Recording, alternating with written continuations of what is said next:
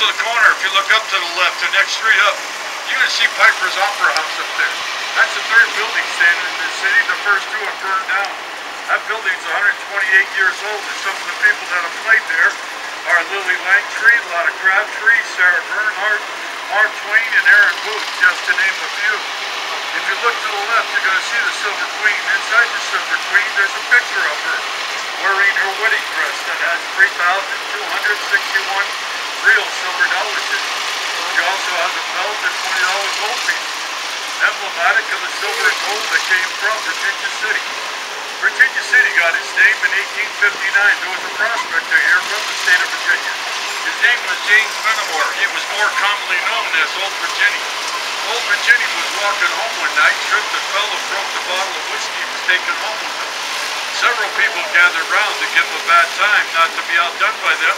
He jumped up and said, "I baptized this spot Virginia Town." Everybody laughed about it, but they actually kept the name. Now, if you look to the right, you'll see the way it was museum. That is the best museum in town. It shows you exactly how everything was here in the 1800s for the miners and everybody else that lived here. It also shows you the equipment that the miners used to use to extract all that silver and gold. In 1849, there was a gold strike in California, and that started the migration of people coming from the east to the west. They would come out here by wagon train. One of the trails they used to use was the Carson Trail, which is 20 miles to the east out on my right. They would let prospectors off down there, and they would come up here and prospect all around this area. Then go over to the California gold fields to try and find their fortune. On June 8, 1859, two prospectors come up here, Patrick Stockton and Peter O'Reilly. They went above those houses over there on the left. They found a gold vein sticking out of the ground. They probably called that the Opal Mine. Henry Comstock was right before the here. He was up here to see what was going on. As soon as he saw that gold, he told those two gentlemen they were prospecting on his 160-acre land. Well, they negotiated with Henry Comstock, and Henry Comstock decided all three should be equal partners. Then Henry Comstock went around telling everybody he saw that he was the one that found the gold, so they started calling it the Comstock Lode. Years later, they found out Henry Comstock did not own anything up here, nor did he find anything. He was nothing more than a convict. People today still call it the Comstock Lode, still use the Comstock name.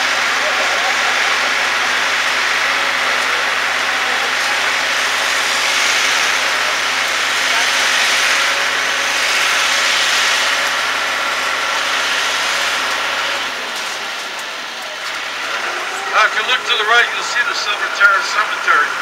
That is quite a cemetery. A lot of history in that cemetery. You are welcome to go out there.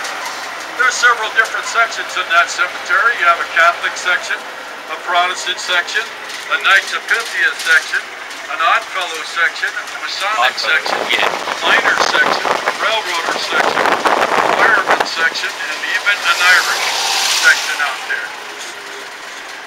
Now, if you look to the left, you'll see that hill with all the grave sites on it. On the back side of that hill is the Chinese section.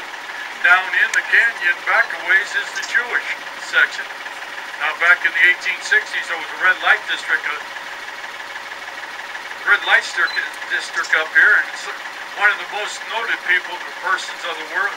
Excuse me, I'm watching these workers out here and I'm getting confused. 1960, there was a red light district up here, and one of the most noted women of the time was a woman by the name of Julia Bulett. Julia Bulett was actually murdered in 1867 for her jewelry, her gold, and her furs. She was unable to be buried in that cemetery over there because the women of the time did not want her there. Now, the firemen wanted her there, and they actually wanted her in their section. But the women of the time actually won out. She was buried over in the Pioneer Cemetery, way over on the other side of town, up against the mountain. Pretty obscure place to try and find. Now, she was very well liked and had quite a funeral procession. She had a marching band, along with all the firemen in full regalia, 16 horse and carriages, and 1,000 miners to take her out to her final resting place. Now, getting back to the Opal Mine with Comstock, O'Reilly, and McLaughlin, they started working that mine. They ran into a lot of gold, but they ran into twice as much blue clay. They didn't know what that blue clay was, and they hated it. While digging, and stuck to their shovels, and they cursed it. They had piles of that blue clay out behind the mine. Several prospectors went up there and asked if they could take that blue clay and pave the main street with it. They were given the okay, so they went ahead and they paved the main street with it, and there was some left over. One prospector scooped up what was left over, took it down in Nevada City, California, to the assay office. It assayed out at $900 to the ton for gold and $3,000 to the ton for silver. Now that's back when gold was selling for $20 an ounce and silver $1 an ounce. When that prospector finally got back up here and told everybody in town exactly what he found out about that blue clay, I'd be willing to bet that that street disappeared. Yeah. Now that started the silver rush up here, and those three miners, they decided it was time for them to sell out. So they sold out for $54,000. Now that made them very, very rich people back in those days, and they thought they would stick around just to see how much that mine would actually produce. That mine ended up producing $20 million in gold and silver. Now one of the persons that bought into that mine was a gentleman by the name of George Hearst, and that was the start of the Hearst fortune. George Hearst was father to William Randolph Hearst, who later owned the Hearst newspaper in San Francisco. William Randolph Hearst is also the one that built Hearst Castle down in San Simeon, California. Now if you look to the left, you'll see that flat area where all that equipment is parked. That was the end of the line for the B&T Railroad. The B&T Railroad was the Virginia Truckee Railroad that ran from Carson City to Virginia City. It started in 1869 and ran right straight through to 1939. In 1872, it hooked onto the Central Pacific Line and ran from Carson City to Reno right up until 1950. That red building on the left was the depot for the B&T Railroad, which made between 30 and 45 trips a day. And by 1880, had 20 locomotives. On the right, this block here, and the next block forward was all the red light district. They used to have small little houses that faced the street where the women used to live and work. Those houses were so small they were called cribs.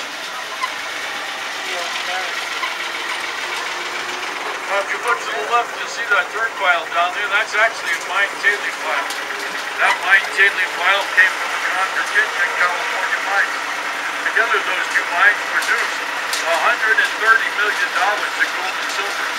In order for those miners to extract all that gold and silver out, they actually had to dig several tunnels underneath the street that I'm driving on, then shore it up with timber that came from Lake Tahoe.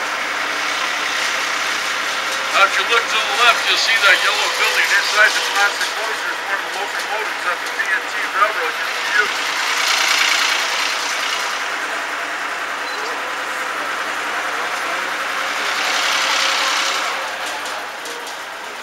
Now if you look to the left on the bottom of the hill, you're going to see a little brick building down there. That was St. Mary Louise's Hospital from 1875 to 1897. It was staffed by the Sisters of Charity. Today it's an art museum that is open to the public. Now if you look to the right, you see that very impressive structure right there on the right. I'd just like to know that's the back end of the parking lot. On the left, you're going to see two churches. The first church is St. Paul's Episcopal Church. The other one is St. Mary's Wisconsin Catholic Church. Both churches were burned to the ground in 1875 and quickly rebuilt. When they started rebuilding St. Mary's Catholic Church, they actually had to enlarge the church.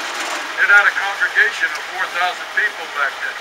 The crosses on the steeple are gilded in gold that came from Virginia City. When they started working on St. Paul's Episcopal Church, they didn't use any nails in the framework. They used wooden pegs to hold the beams together.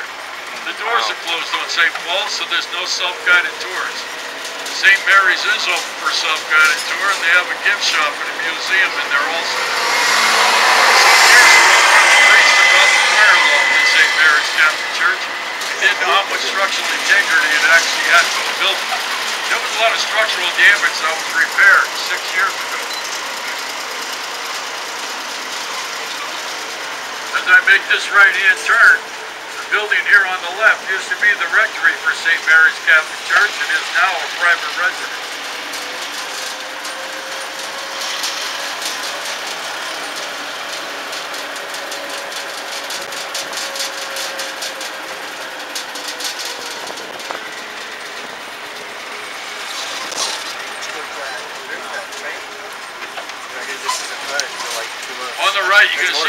building with brown trim. That used to be the ticket office for the passengers on the B&T Railroad. It is now the ticket office for the modern day B&T Railroad. The modern day B&T Railroad runs from Virginia City down to Gold Hill and back again. It's a 35-minute round trip tour. It runs about once an hour. Unfortunately, that's closed for the winter. A yellow boxcar ahead of me on the right used to be the ticket office. Up on the right, the next street up, you'll see a brick building with white balcony. That was John Mackey's mansion. John Mackey came into Virginia City in 1860 penniless and he went to work in a mine. In 1874, found John Mackey still in the mine, but he owned the mine. And he was bringing in $300,000 a month. He had three partners, James Bear, James Flood, and William O'Brien. They were known as the Silver Kings or the Bonanza firm. They made their money through the Bonanza years, which ran from 1873 to 1879. All four were multi-millionaires, but John Mackey was the wealthiest and lived the longest. When he passed away in 1902 at the age of 71, he was worth $80 million back then. In 1926, John Mackey's granddaughter, Ellen, got married to Irving Berlin, the composer. John Mackey was instrumental in starting the School of Mines down at the University of Nevada, Reno.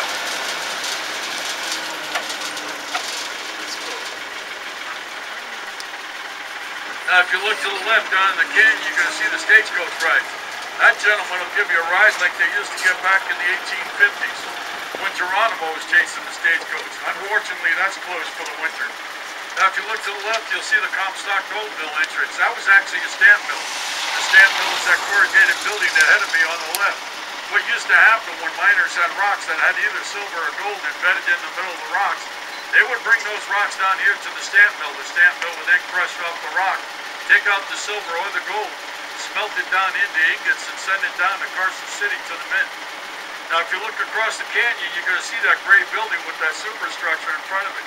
That was the combination mine that was shut down in 1886. That has a shaft that runs down 3,261 feet.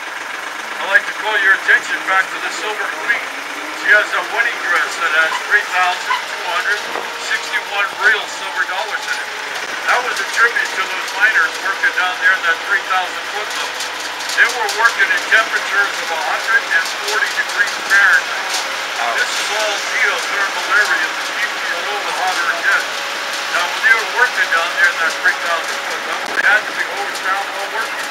They could only work 10 minutes at a time. They go into the ice room. Now they go back to work. They work 12 hours a day, 6 days a week, all by candlelight, for a whopping $4 a day. Miners elsewhere are only making $1 a day. There are 750 miles of lines up under Virginia City and Gold Hill, and they're all stored up with timber that came from Lake Tahoe. Mining is what put Virginia City and Gold Hill on the map.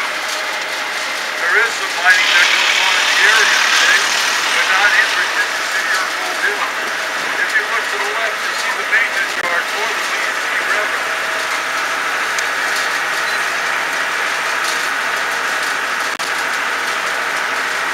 Coming up on the left down the gully is the Collar Mine. That's closed for the winter. When it's open, they have a walking tour down there. It's a 30-minute walking tour. The Collar Mine was the 5th largest producing mine in Virginia City. It produced $17 million.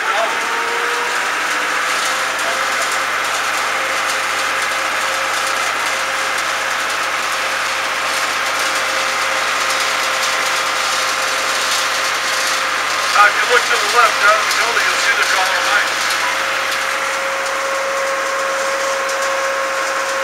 In 1875, there was 105 active mines up there. It was very busy, very quick place.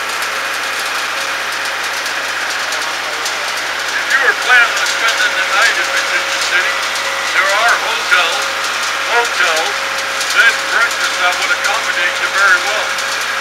The only thing you really have to watch out for is at midnight, there's a couple of ghosts that come out to try and tickle your toes.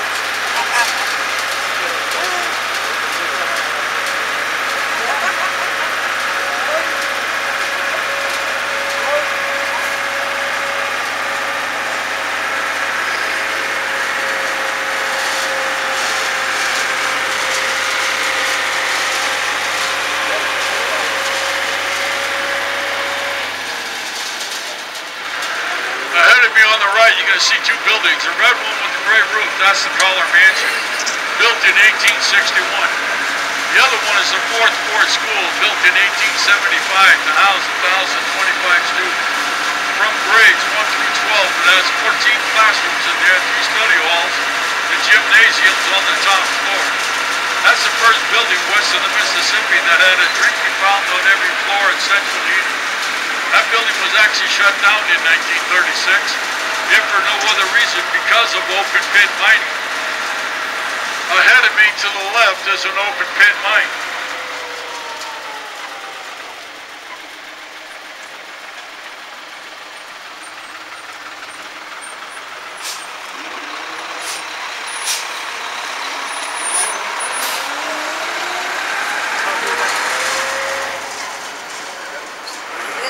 In 1875, there was 25,000 people in Virginia City and 10,000 people in Gold Hill, a half mile behind us. There was 110 saloons in town, along with 50 dry goods stores, 35 hotels and room meat houses, 22 restaurants, 17 breweries, 6 churches, 6 schools, and 4 banks. It was a very lucrative time up here. Tiffany even had an outlet up here.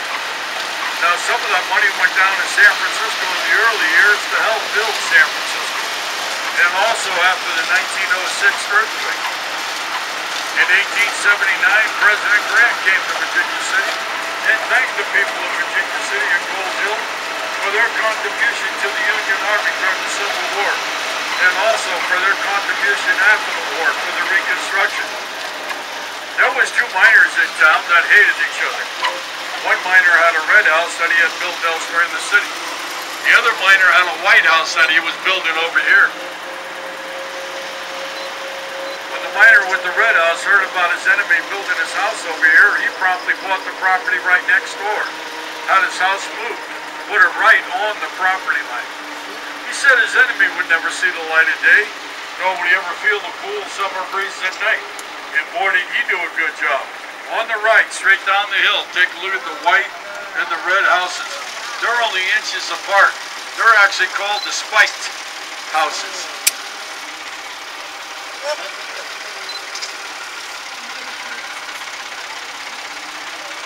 Fire hazard.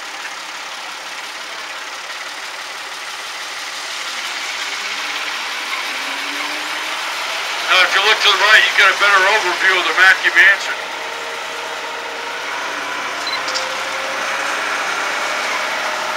Up on the left, the next street up, you'll see 2 houses up there. The one closest to us is the carriage house for the castle. The second one is the castle. That castle was fashioned after a castle in Normandy, France. It was built in 1868. The furnishings came from France. It came by ship around Cape Horn into Sacramento, brought up here by wagon train. That is a private residence and is close to the public. On the left, you'll see the First Presbyterian Church. The next 13 buildings on that side of the street, from the church down to the Ponderosa Saloon and Mine, are all that's left of the original downtown Virginia City building. On October 26, 1875, there was a fire in the rooming house 2 streets above us. It was a very windy day. The wind blew the hot embers all over the area.